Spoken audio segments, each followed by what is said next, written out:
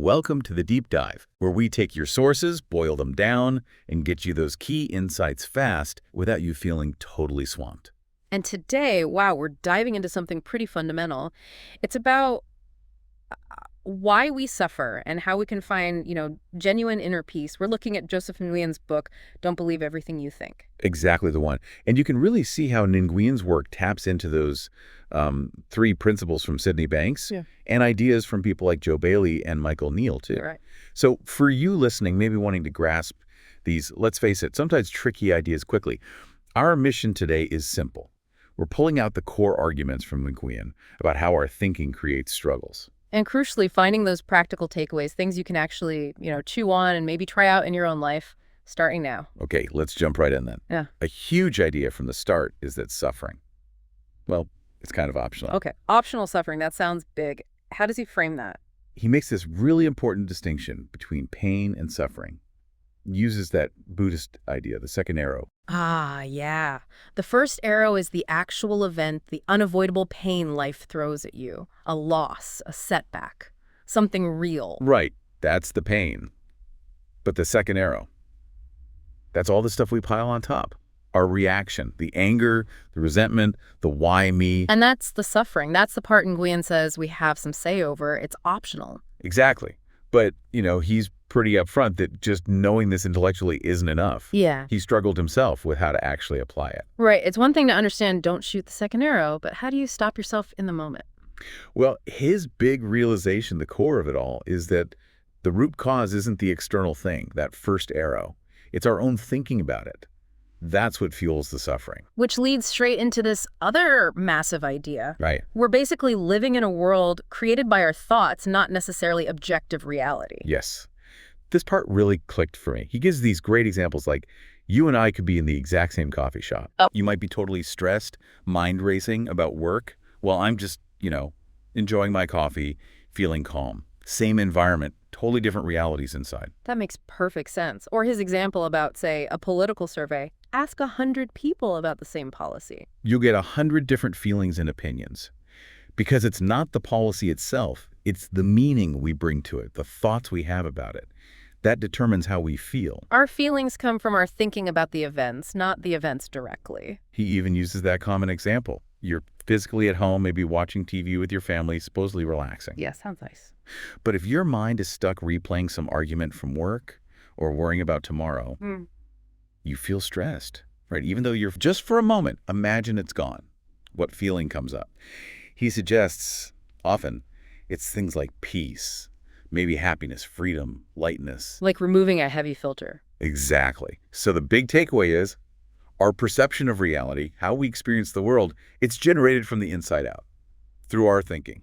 And to really hammer this home, he brings in that classic Zen story, the one about the empty boat. Oh yeah, the monk on the lake, trying to meditate, gets annoyed by noises. Rows out to the middle for quiet, right. And then bam, another boat bumps into his. He just explodes with anger, ready to yell at whoever it is. Until he looks, and there's no one there. The boat's empty, it just drifted. Right, and instantly the anger vanishes. Because the anger wasn't caused by the boat hitting his. It was caused by his thinking, his assumption that someone was being careless or aggressive. It was his interpretation, the meaning he added. Exactly. So the lesson for us is maybe we can start treating those daily annoyances, those people who frustrate us like that empty boat. Recognizing that our reaction, our suffering, comes from the story we're telling ourselves about it, not the event itself. Okay, so if thinking is the source of this optional suffering, why do we do so much of it? What's the point? Well, according to Nguyen, it basically evolved for survival. Thinking helped our ancestors spot dangers, plan escapes, stay alive.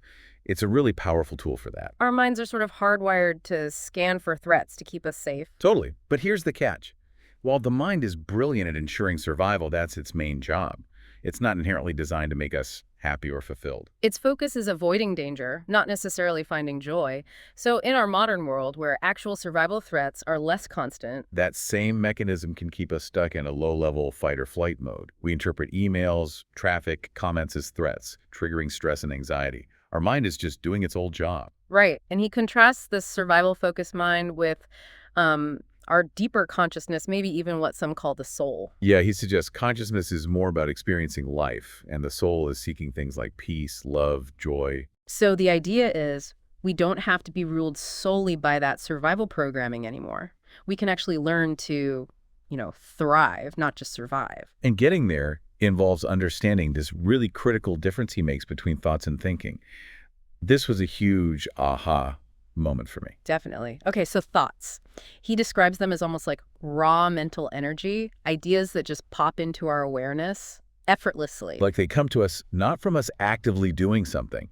He even suggests they might come from a bigger source, like the universe or infinite intelligence. They're light, maybe creative possibilities, just Yeah. fleeting moments. Right. But thinking, that's different. That's when we grab onto those thoughts and start doing stuff with them. Analyzing, judging, worrying, comparing, spinning stories. That takes effort, willpower. That's the active engagement. And this is what Nguyen identifies as the root cause of psychological suffering.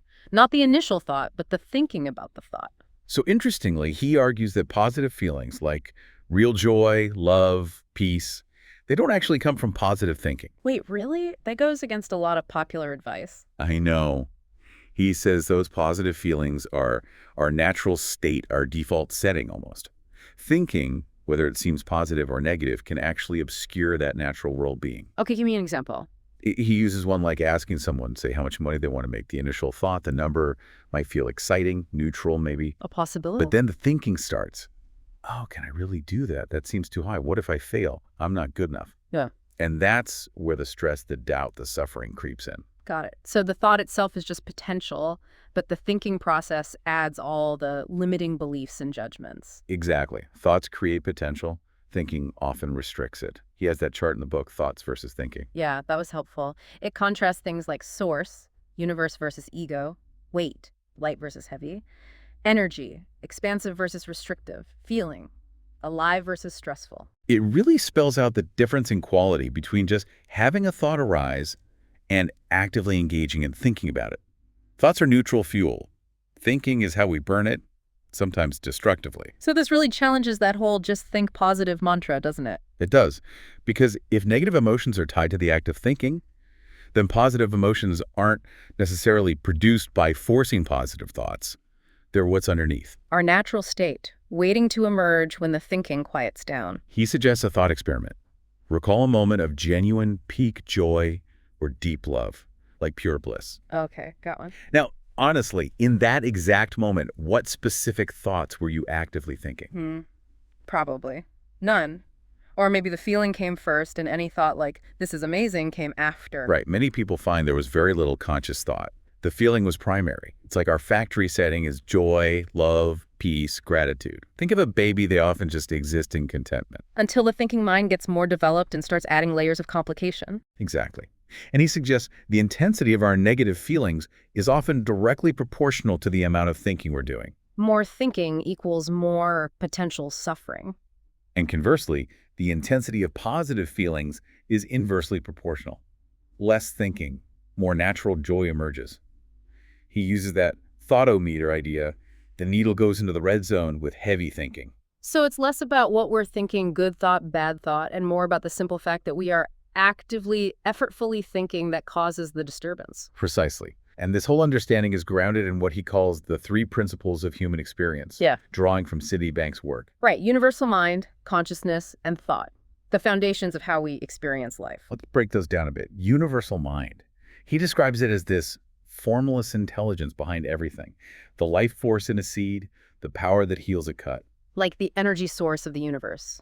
God, infinite intelligence, whatever term resonates. It's the source of connection where thoughts originate. Yes, and when we feel connected to that, there's wholeness, peace.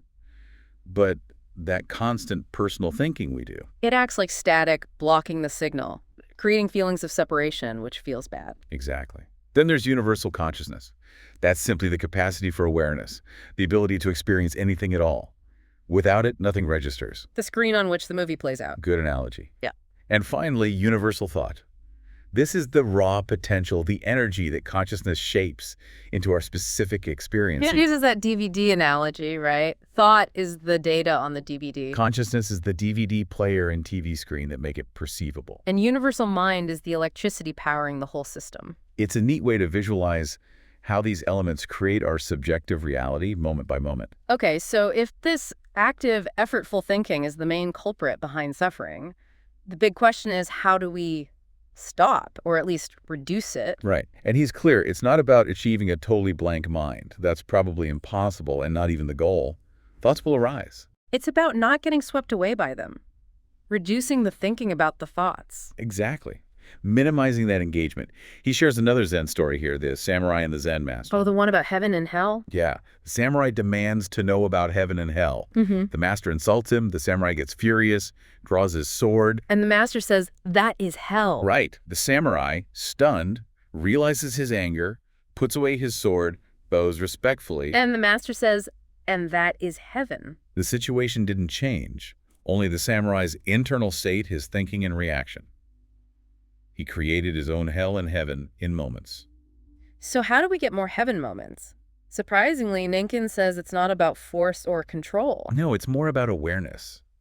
Just noticing, I'm caught up in thinking again, and remembering that the thinking itself is the source of the bad feeling. That awareness creates distance. Like realizing the monster isn't real, so you stop being scared. Kind of. He uses the analogy of a glass of muddy water. Yeah. If you try to stir it or filter the mud out frantically, you just make it worse. But if you just let it sit undisturbed. The mud, the thinking, naturally settles, and the water becomes clear on its own. Clarity emerges from stillness. He also uses the quicksand analogy, which is powerful. Yeah, struggling in quicksand makes you sink faster. The key is to relax, stop fighting, and let your natural buoyancy bring you up. So let go of the struggle with thoughts. Trust our inner wisdom, our natural state of clarity to reemerge. And it's okay to oscillate, he says. We'll dip into thinking, then come back to clarity. The aim is just to spend less time sunk in the mud, more time in the clear water. And always remember that the peace, the clarity, the sun is always there behind the clouds of thinking. Knowing that helps us return faster. Okay, but then the practical question comes up.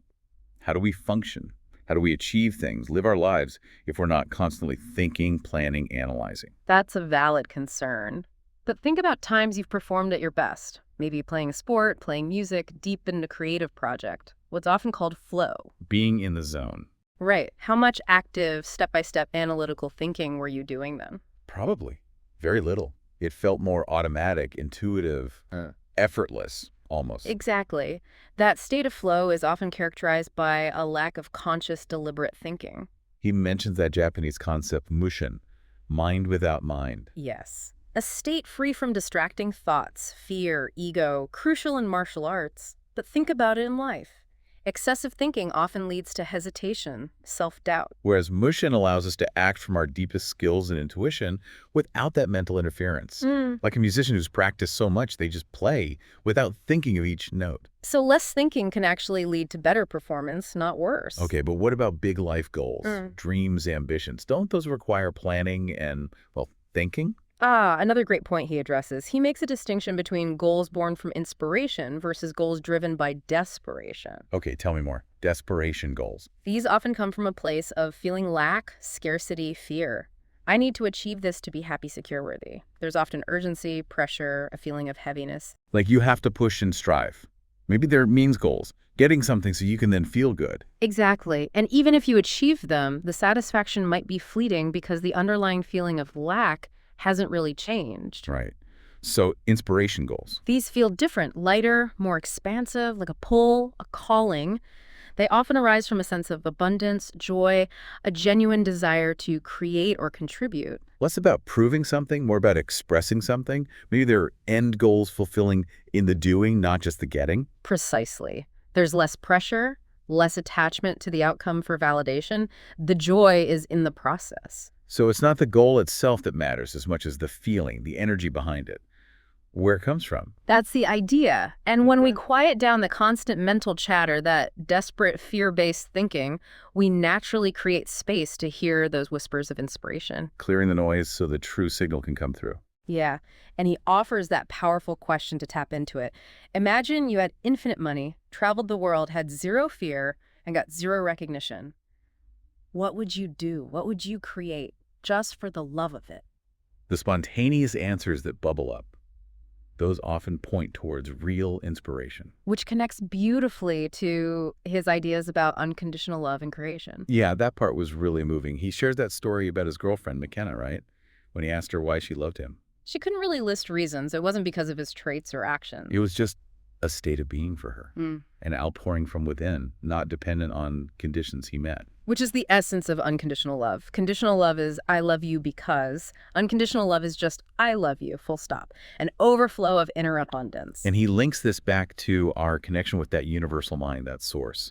Thinking, especially judgmental thinking, creates the conditions, the separation. So unconditional creation flows from that same space, creating not for results or praise or money, but purely from that inner wellspring of love and joy.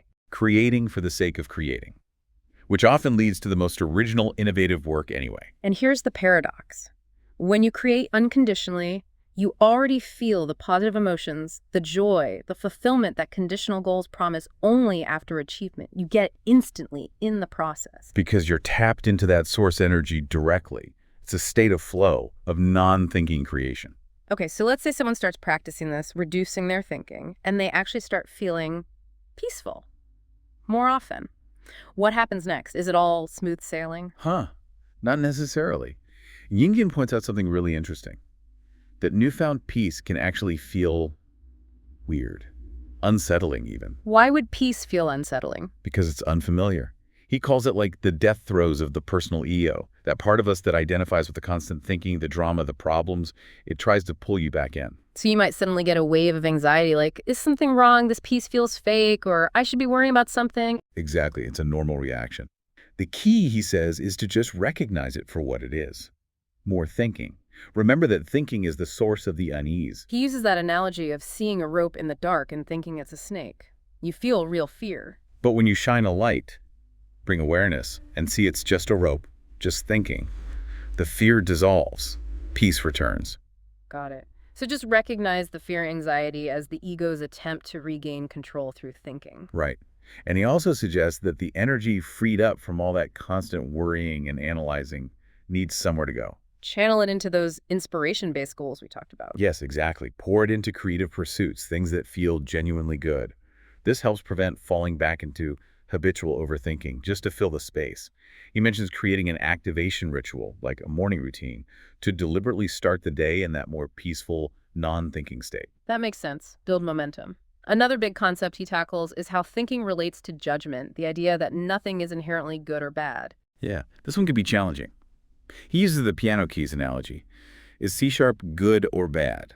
Depends entirely on the song, right? On the context. It's neutral on its own. Exactly. And he argues it's the same with life events, people, situations. We label them good or bad, and that labeling, that thinking, creates duality, conditions, and dictates how we feel. Think about politics. One person sees a policy as good. Another sees the exact same policy as bad. Their thinking creates their experience of it. Or even hiking a steep mountain. One person thinks this is hard and bad. The other thinks this is challenging and good. Same mountain, different judgments, different feelings. So the goal is to try and see things more neutrally, without the instant judgment.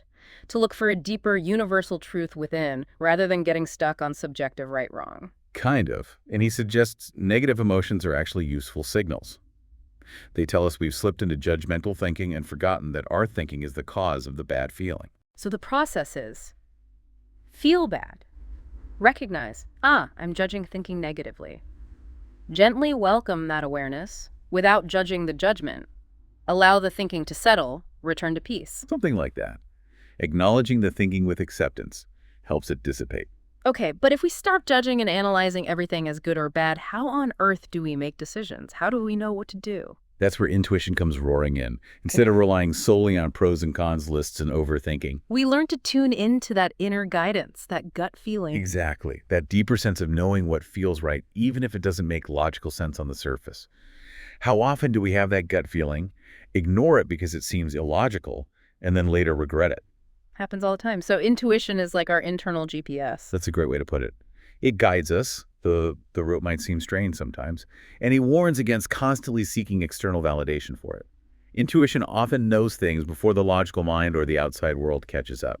The truth is, often we do know what we need to do deep down. It's the thinking, the fear, the self-doubt that clouds that knowing. Right, so we need to trust that inner wisdom, that connection to infinite intelligence, as he calls it. Remember that Henry Ford quote. Whether you think you can or you think you can't, you're right. Our thinking shapes our reality. So trust the intuition. You either already know or you can know by getting quiet enough to hear it. And he really emphasizes that following your intuition is basically operating from that state of non-thinking, of flow. It's a direct line to that larger intelligence, God, universe, whatever you call it. Whereas effortful, analytical thinking can feel like severing that connection, leading back to that feeling of separation, which feels like, well, suffering. Hell is separation from God, as some traditions say. And intuition operates now in the present moment, not caught up in past regrets or future worries. When you're following it, things can feel almost magical. You just know the next step without overthinking.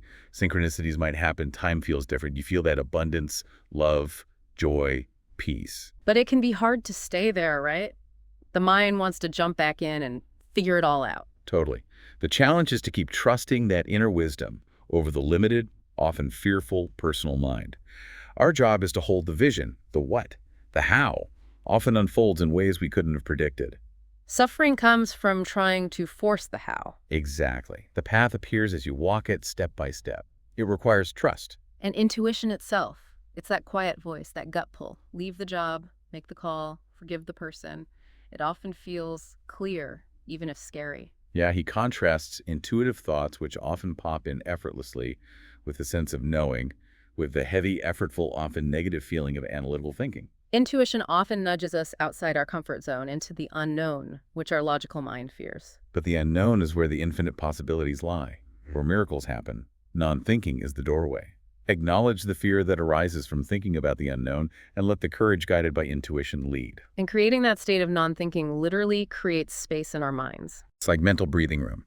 He uses that classic Zen story, again the scholar visiting the master, wanting knowledge. But the scholar's cup, his mind is already full of his own opinions and ideas. So the master keeps pouring tea, overflowing the cup, saying, like this cup, you are full. How can I show you Zen unless you first empty your cup? Non-thinking is emptying the cup, creating the space needed to receive new insights, fresh ideas, intuitive guidance. It's like athletes needing rest days for muscles to recover and grow stronger. Our minds need that space too.